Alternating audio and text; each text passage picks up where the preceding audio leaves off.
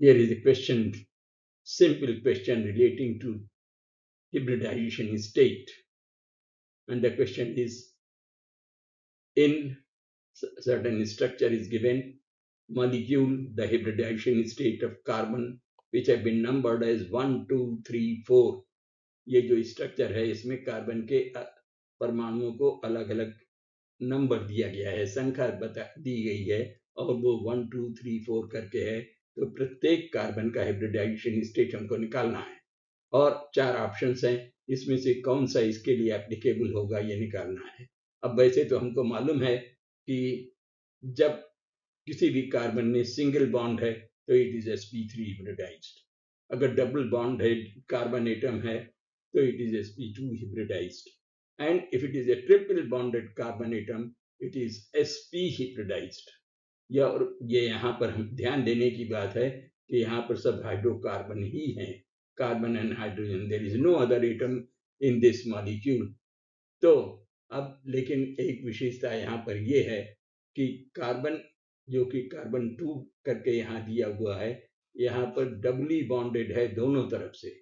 तो ऐसे केसेस में हमें क्या करना पड़ेगा, बहुत सरल तरीका हम आपको बता रहे हैं, और वो है कि प्रत्येक कार्बन को ये देखें कि उस कार्बन, जो कार्बन है, जैसे कार्बन 1 है तो वो कितने एटम से जुड़ा हुआ है, कार्बन 2 है तो वो कितने एटम से जुड़ा हुआ है, इसी प्रकार से थर्ड कार्बन कितने एटम से जुड़ा हुआ है, और फोर्थ कार्बन कितने एटम से बॉन्डेड है। अब उसके बाद जब हमने कार्बन से बंधित परमाणुओं की संख्या हमने निकाल लिया, तो अगर 4 कार्बन एटम है तो हम कह सकते हैं इट इज sp3 हाइब्रिडाइज्ड।